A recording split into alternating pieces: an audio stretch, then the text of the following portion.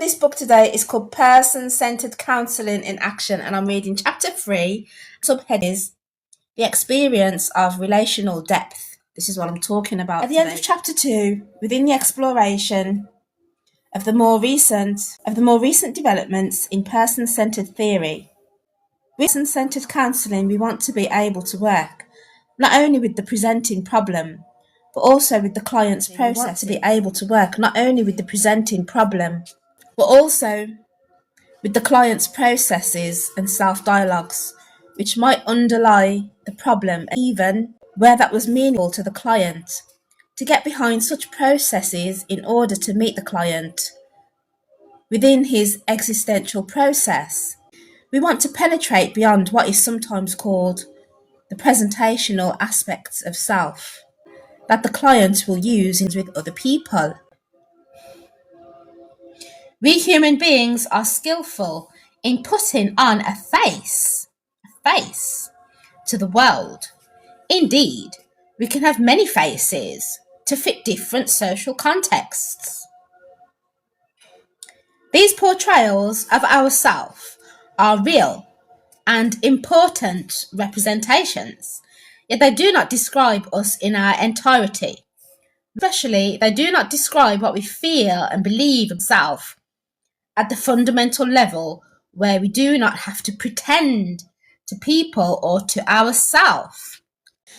Especially, they do not describe what we feel and believe about ourselves at the fundamental level, where we do not have to pretend to people or to ourselves.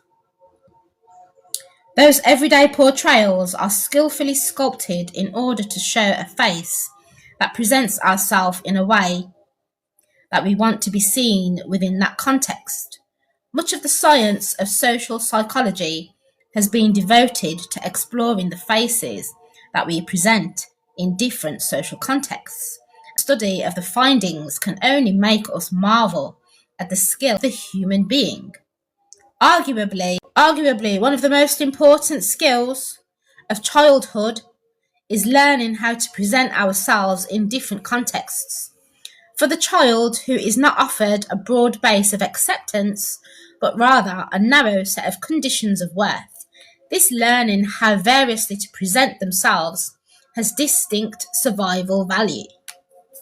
The counselling relationship is unique in respect of the fact that it offers the person a context where they are not being judged, where they are not expected to be in any particular way.